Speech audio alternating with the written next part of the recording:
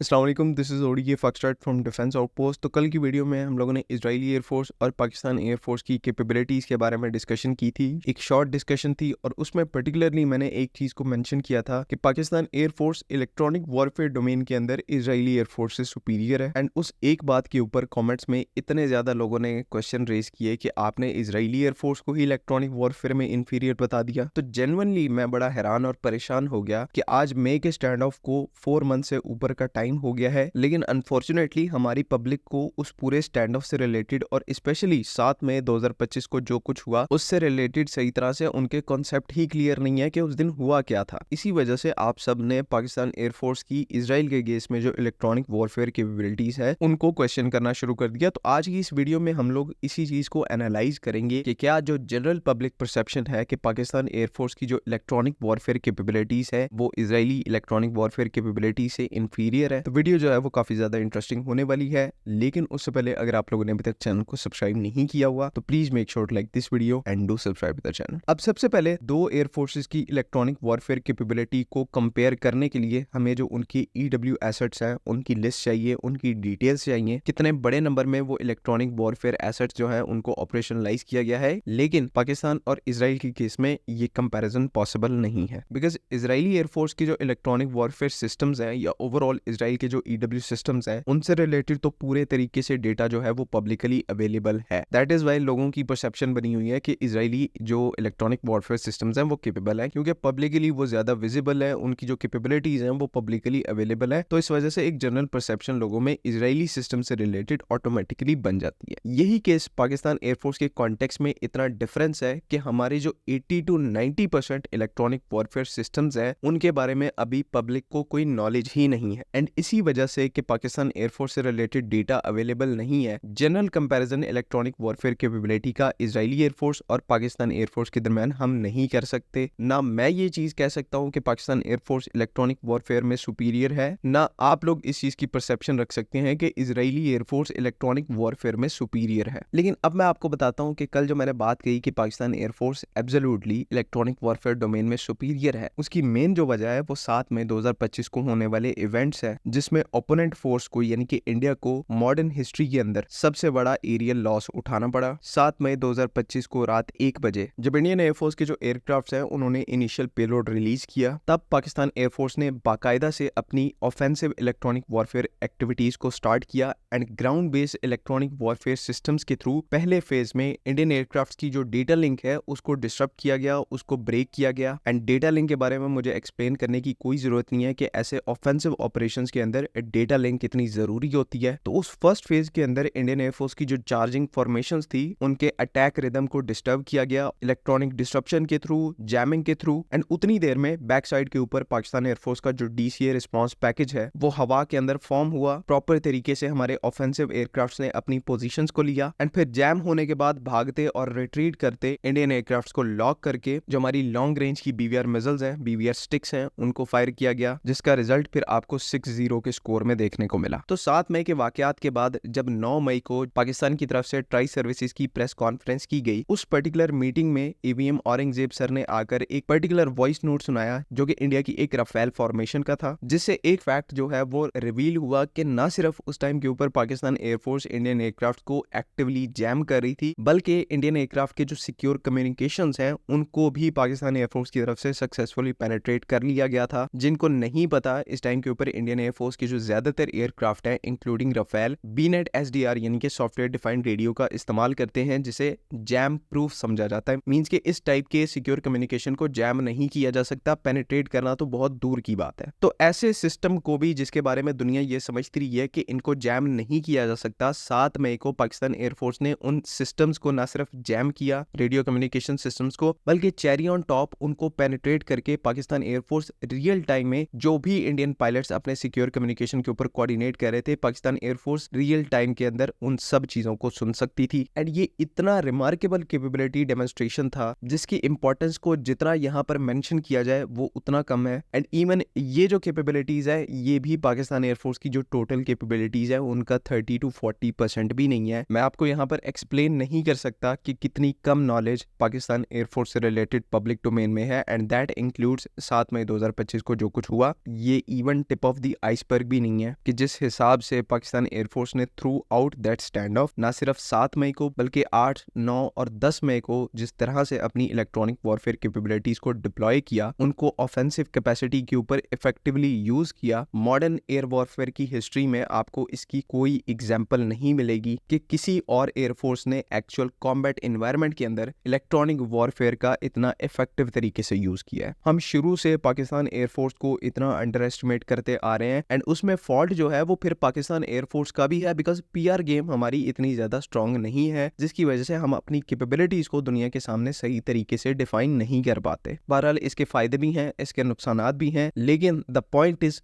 Pakistan air force शुरू से बहुत ज्यादा अंडर एस्टिमेट होती आ रही है। एंड इसकी सबसे बड़ी एग्जांपल दूं तो 7 मई 2025 से मुझे आप लोग कमेंट्स में ऑनेस्टली बताइएगा कि कितने % ऑडियंस को इस चीज की उम्मीद थी कि पाकिस्तान एयरफोर्स इंडिया के 6 एयरक्राफ्ट को शूट डाउन कर देगी। 1-2 की उम्मीद तो सबको थी, बिकॉज 2019 में भी हमने 2 एयरक्राफ्ट तो शूट डाउन कर दिए थे, लेकिन एक साथ कुछ ही देर में 6 एयरक्राफ्ट, ये चीज किसी ने भी एक्सपेक्ट नहीं की थी कि पाकिस्तान एयरफोर्स की ऑफेंसिव कैपेबिलिटी इस लेवल की डेवलप हो चुकी है। एंड नॉट टू फॉरगेट कि उन 6 एयरक्राफ्ट में से जो 3 एयरक्राफ्ट थे वो राफेल थे, ऐसा एयरक्राफ्ट जिससे रिलेटेड पाकिस्तान में भी ये परसेप्शन बन चुकी थी कि ये तो जेट एंड सी को खा जाएगा। देन रियलिटी में क्या हुआ उसका इस टाइम के ऊपर सबको पता है। 7 मई को पाकिस्तान एयरफोर्स जो कुछ फेस कर रही थी उस टाइप की सिचुएशन आज तक किसी मॉडर्न एयरफोर्स ने फेस नहीं की। एंड डिस्पाइट इंफीरियर नंबर्स हम उस सिचुएशन में भी पूरे तरीके से प्रॉपर 100% डोमिनेंट रहे हैं। ये चीज अलोन आपको समझाने के लिए काफी है कि पाकिस्तान एयरफोर्स की जो ऑफेंसिव कैपेबिलिटी है, इलेक्ट्रॉनिक वॉरफेयर कैपेबिलिटी है, वो बहुत ही ज्यादा सुपीरियर है। वो भी तब जब पाकिस्तान एयरफोर्स डेटा के नाम पर हमें कुछ भी प्रोवाइड नहीं करती, तो जब डेटा एक्चुअल में पाकिस्तान एयरफोर्स अपनी कैपेबिलिटी से रिलेटेड प्रोवाइड करने लग पड़ी, तब किस तरह की कैपेबिलिटीज पाकिस्तान एयरफोर्स की निकल के आएंगी, ये तो जो है वो परसेप्शन से ही बाहर है। इससे रिलेटेड फिर आप कमेंट्स में अपनी राय दें। बाकी आज की वीडियो को यहीं पर एंड करेंगे। अगर इससे रिलेटेड कोई क्वेश्चन है तो काइंडली वो भी आप कमेंट्स में पूछ सकते हैं। अगली वीडियो तक के लिए अल्लाह हाफिज। पाकिस्तान